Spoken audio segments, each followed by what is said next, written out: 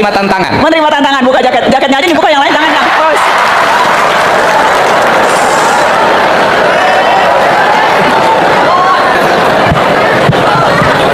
Assalamualaikum warahmatullahi wabarakatuh. Waalaikumsalam. Sampurasun. Orang Jawa Barat itu biasa berstand up komedi karena masyarakatnya masyarakat rinya, selalu tersenyum. Kalau ada yang celaka kakinya patah, untung cenah ukur sukuna.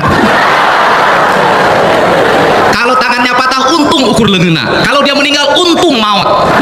Sabab lamun hirup bakal sangsara. Itulah orang Jawa Barat, selalu pandai bersyukur dengan senyum. Kalau ngomongin orang anak muda, kaum milenial, kadang-kadang negara ini bikin bingung. Anak-anak disuruh pandai, tapi sekolahnya nggak cukup. Disuruh pandai, tapi biaya pendidikannya mahal.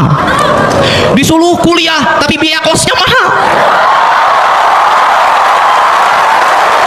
Plus biaya semester, belum ditambah biaya pacaran, kan bikin rumit.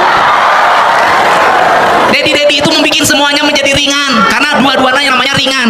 Memilih gubernur itu memilih D1 dan D2, tinggalin nomor mobilnya, terpercaya mah. Jadi nggak ada problem siapa gubernur Jawa Barat, Dedi, wakilnya juga Dedi, tidak akan ada iri-irian kita mah. Nah, agar kita tidak bingung, mari kita demo sama-sama sama negara ini. Hei, anak muda disuruh profesi menekuni pada bidangnya, jumlah pelajaran 17 kan liar.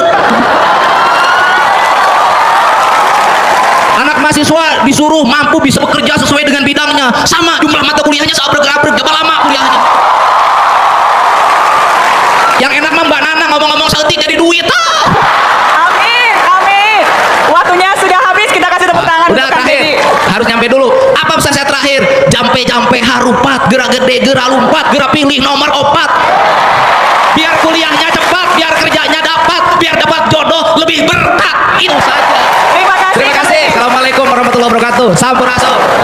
Waalaikumsalam warahmatullahi wabarakatuh. Sekali lagi tepuk tangan dong untuk keempatnya. Saja beri tepuk tangan yang meriah buat Bapak Basuki Cahayapurnama.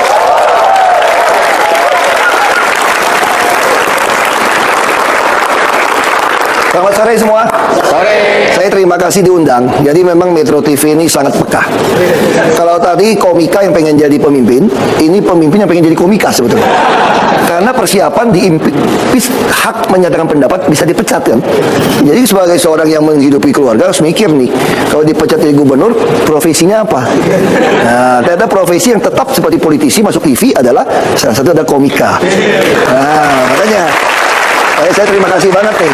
Cuma begitu saya sampai di sini, saya salaman di belakang kan sama komika-komika tadi kan, saya jadi agak deg-degan sekarang. Kenapa? Kalau saya kagak lucu, pasti ditolak, nggak jadi komika kan. Kalau saya terlalu lucu, pasti komika senior nih impeachment gua lagi tuh, hanya pendapat lagi tuh. Ini yang masalah. Jadi pejabat tuh saya nggak susah-susah banget dong. Syaratnya apa? Gampang. Kalau rakyat susah berobat, kasih KJS gitu ya. Jadi BPJS. Susah sekolah, ya kasih KJP, betul nggak? Tapi kalau susah dapat jodoh, itu ada 2 kartu kita kasih biasanya. Itu beda, kartunya 2. Anda boleh pilih gitu ya. Kartu pertama apa? Ya, namanya itu KSS. Ya kan? Kamu salah sendiri. Ya dong. Salah sendiri loh, gue tahu. Ini agak kejam dikit ini. Satu lagi apa? KDL. Kasihan deh lu. Kita susah. Ini yang Coba kita perhatikan, setiap kali ada pekerjaan besar dalam sebuah pemerintahan, nama Ahok atau Basuki Cahayapurnama selalu tidak ketinggalan.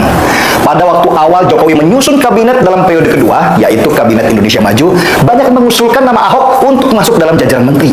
Sayangnya, undang-undang tidak memperbolehkan karena ia pernah menjadi terpidana kasus dengan ancaman hukuman maksimal 5 tahun penjara. Dari sana saja kita bisa melihat tingkat kepercayaan orang terhadap Ahok dalam urusan eksekusi masih tinggi. Ahok mempunyai kemampuan manajerial yang mumpuni. Ia tipikal eksekutor tangguh dan sistematik. Kita masih ingat saat Ahok menjabat gubernur Jakarta menggantikan Jokowi. Kemampuan Ahok di atas rata-rata dalam membereskan banyak hal di Jakarta. Ia multitasking, bisa melakukan banyak hal besar dalam waktu bersamaan. Mulai dari menerima warga dengan sejuta keluhan mereka di balai kota, sampai mengerjakan proyek besar supaya Jakarta tidak banjir lagi. Dan penduduk Jakarta banyak merasakan manfaat ketika Ahok menjadi gubernur. Transportasi jadi nyaman, kemacetan juga jauh berkurang, dan kota tertata pelan-pelan. Sayangnya, Ahok tidak lama menjabat. Ia harus kalah karena warga Jakarta lebih suka pemimpin yang seiman meski kerjanya lamban. Jakarta pun kembali seperti semula, malah lebih parah karena hanya dijadikan panggung pencitraan. Jokowi yang pernah berpartner dengan Ahok saat menjabat sebagai gubernur Jakarta sangat paham cara kerja Ahok. Ahok itu seperti bulldozer. Ketika ia punya tujuan, ia tidak peduli dengan banyaknya penghalang. Semua yang ada di depan dihantam. Dia punya target jelas kapan pekerjaan itu harus selesai. Ahok memang bukan politikus. Ia tidak mampu kompromi dan tarik ulur dengan sekitarnya. Ibarat main layang-layang, Ahok tidak pernah mengulur benangnya. Dia tipikal pemain yang suka menarik dengan cepat dan keras. Itulah kenapa layangnya cepat putus. Menempatkan Ahok pada tempat yang salah jelas akan menimbulkan keributan. Tapi jika tempatnya benar, Ahok bisa menjadi sebuah mercusuar. Itulah kenapa saya setuju sekali ketika Jokowi mengumumkan bahwa Ahok adalah salah satu dari 4 kandidat untuk menjadi kepala badan otorita ibu kota baru. Inilah tempat yang sangat tepat untuk Ahok. Bayangkan, ibu kota baru nanti akan dibangun dengan dana sampai 500 triliun rupiah dan sebagian besar dana diperoleh dengan model. Kalau IO-nya nggak bener ya kita ganti gitu kan. Kalau di antara IO-nya ada yang harus dikeluarkan ya kita keluarkan. Menanggapi apa yang disampaikan tadi masalah reshuffle, itu bukan reshuffle kalau menurut saya sih. Biasalah kalau main sepak bola ada yang ganti pemain itu biasa gitu. Jadi saya ngelihatnya kayak pergantian pemain di permainan sepak bola. Itu bukan reshuffle, nggak ada pengaruhnya apa-apa gitu kan bagi kita semua. Sama halnya kalau dulu Jokowi di kesempatan pertama di 2014 itu baru 6 bulan atau 7 bulan tuh yang ada reshuffle itu. Justru yang reshuffle-nya Jokowi itu dulu reshuffle yang menurut saya betul-betul keterlaluan gitu kan. Kenapa? Karena sekelas orang-orang yang jujur itu hanya dijadikan merek aja, kemudian 7 bulan kemudian diganti sama kelas-kelas menteri-menteri yang levelnya pebisnis. Disitulah kita ditipu benar-benar kalau menurut saya ya, di awal-awal pemerintahan Jokowi itu. Dan ya kita tertipu aja. Negara ini kalau sudah kelas-kelas bisnis pada masuk di dalamnya, memerintah rusak sudah, rusak tatanan. Bukannya kan memang itu maunya Bang Yanto. Memang itu iya, mau mereka, ya kan di zaman memang, Jokowi. Jadi kan iya, Jokowi ini sebenarnya bukan siapa-siapa, tapi kan dimasuk oleh orang-orang yang ada di belakang, kiri, kanan, depannya itu dengan bisnis, semua dibisniskan, semua iya, dibisniskan, sampai menjual jadi, negara pun iya, Jokowi rela gitu loh demi bisnis, iya, demi bisnis dia. Itu yang terjadi. ya, ya, begitulah yang terjadi. Dan kelanjutan ini lebih parah lagi. Bisnisnya adalah ikut menjual Aduh, Bang, ya Allah. kedaulatan, menjual kedaulatan. Ya kan? Yang terakhir bagaimana udara dan laut ya dijual sedemikian rupa, ya kan? Kalau menurut umum mengatakan seperti itu di komal-komal. Iya. Tapi memang faktanya ya lalu lalangnya dua raksasa ini ya lewat perairan-perairan sekitar kita ini membuat kita apa istilahnya panas dingin sebetulnya. Apakah kita kebagian? Ya, kebagian masalah misalnya. Kalau misalnya terjadi tabrakan, Kebagian masalah ya, pasti. ya kebagian masalah. Artinya kalau terjadi, gitu. Yang saya ingin sebetulnya ya seperti yang disampaikan oleh Bunda Surender itu katanya pengen ada rudal yang kesasar gitu kan.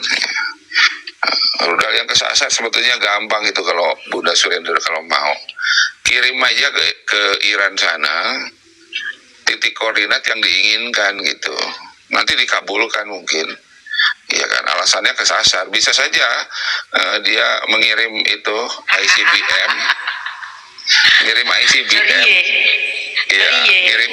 ya nggak sengaja Ngirim. gitu ya kan, sorry ya nggak Iya, sengaja. nggak sengaja. Ya maklum katanya kan namanya juga barang kiriman gitu Iya. kan. Kadang-kadang kan Itu dia. kita punya kiriman online juga kesasar. Kadang-kadang hilang gitu.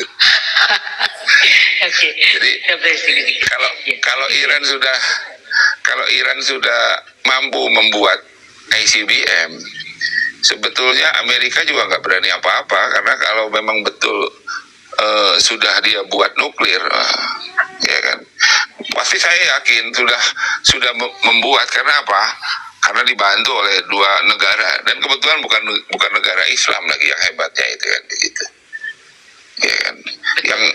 Yang saya malu, kenapa kan begitu? Ya kenapa mereka mau? Bang Yanto, Kenapa? Bang Yanto, Ya, ya.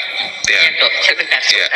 Di Rusia sekarang Bang, di Rusia itu berbondong-bondong orang jadi mualaf Ya. dengan kesadaran sendiri.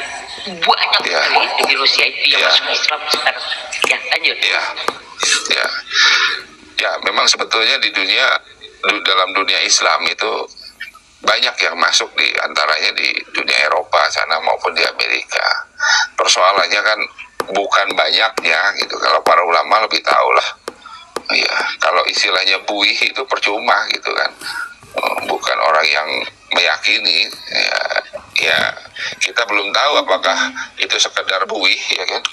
Kalau kita suka kopi, ya buihnya berapa banyak, atau kita kalau nyuci piring busanya banyak, enak memang. Tapi kalau kita penganut hanya isinya buih, hanya merepotkan, akhirnya kena tipu kita. Kita kan perlu isinya. Kalau minum kopi itu bukan buihnya yang kita makan, ya kopinya lah gitu. Kalau menurut saya gitu kan. Betul. Ya. Jadi ya keprihatinan saya selaku Ahad itu diturunkan saja. warga Mahaleka negara. naik, Mahaleka, mohon naik. Bunda mau tanya nih, Bunda mau minta sesuatu. Mahaleka, tolong naik. Bang Ahad tidur, saya turunkan saja. Ya, Mahaleka tolong naik ya. Ya, oke. Lanjut Bang Yanto. Jadi dengan keprihatinan ini, apalagi kemarin ya, bahwa apakah kita yang para pengkritik ini sekedar buih juga, ya kita nggak tahu ya. Saya apa yang kemarin dikerjakan oleh Bang Laskar Melayu memprihatinkan bagi atau semua lah yang harusnya peka gitu kan.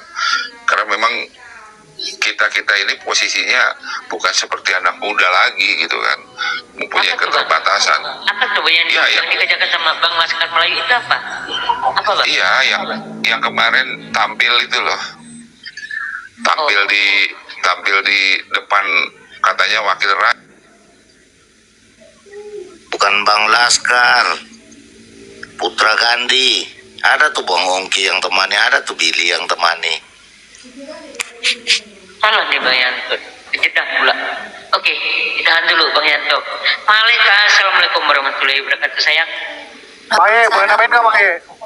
Ya, sebentar, Bil. Ya, Mahaleka, begini, nanti kalau ada waktu, tolong screenshot tuh, bukan screenshot, tapi di DM aja, ya, itu syarat-syarat perjanjian perdagangan yang 200 lebih itu, tolong dikirim ke Bunda ya, nanti mau dipelajari, karena kita setiap malam tidak akan pernah berhenti membahas kasus BOP ini, perjanjian perdagangan dengan Amerika ini. Tolong dikirim nanti ya Bunda. Iya. Supaya Itu bisa Bunda mempelajari. ya. Kalau aku kasih Bang Rifai, Bang Rifai kasih ke Bunda. Oke. Dokumen. Boleh. Kirim ke Bang Rifai kirim ke saya dokumen. Itu dokumen loh yang harus dipelajari. Sangat ini kita harus tahu semua poin-poinnya itu. Oke sayang. Ya, Bang sebentar Bil. Beli agak panjang ya. Bang Andi Alkois, ada yang mau disampaikan? Ya. Menanggapi Oke, ya habis ini baru Billy. tentang si Om. Suaramu bang. Agak besar sedikit. Lagi lah, iya sedikit lagi lah. Jangan di bawah pohon sawit, pindah, masuk ke teras. Udah? Cukup? cukup lah Maye, biar aku teriak-teriak gak apa-apa. Apa udah Oke, teriak kok. si omon-omon ya tadi ya, ya bagaimana ya, udah kita sudah apa ya, sudah memberikan nasihat, kritik ya, baik secara lembut ataupun keras gitu kan. Kita juga sudah menyuarakan, menelanjangi lah katakan kebijakan-kebijakan yang tidak pro dengan rakyat Maye ya. Terus juga sampai kepada tahap adanya bentuk perlawanan rakyat masyarakat dengan cara non fisik Maye, seperti memboikot tolak bayar zakat ya. Bahkan juga kalau mau dimasukkan itu membentuk suatu pergerakan seperti katakanlah gerakan kami itu koalisi aksi menyelamatkan Indonesia kan yang bertransformasi menjadi GMKR, itu kan bentuk-bentuk perlawanan non fisik dari arus bawah Maye. Nah sekarang tinggal terakhir, artinya kalaupun itu tidak berhasil menyadarkan Prabowo Subianto dan rezekinya ini, maka nanti ya mungkin eskalasinya akan meningkat kepada perlawanan fisik Maye. Dan itu pun sudah terjadi kan di Agustus. Cuman kalau misalnya terjadi mungkin skalanya jauh lebih besar, karena saya meyakini bahwa Agustus kemarin itu masih banyak orang yang menahan diri dikarenakan si apa namanya Gibran nggak mau Gibran jadi presiden gitu kan. Nah kalau mau sedikit saya informasikan Maye, hari ini di depan kantor Gubernur Kalbar juga ada demo, tapi nggak banyak Maye, puluhan orang ya. Dan juga mungkin besok itu di Surabaya itu ada ojol, itu mungkin ribuan ya, dari aliansi Dobrak untuk mendemo di kantor DPRD. Nah itu sih permasalahan aplikator sih katanya Maye. Dan terakhir kan ada meeting nanti kan. Nah kalau mau menanggapi peran ulama ya Maye ya dalam apa namanya negara, justru saya berpendapat bahwa peran ulama itu adalah sangat besar dan sangat krusial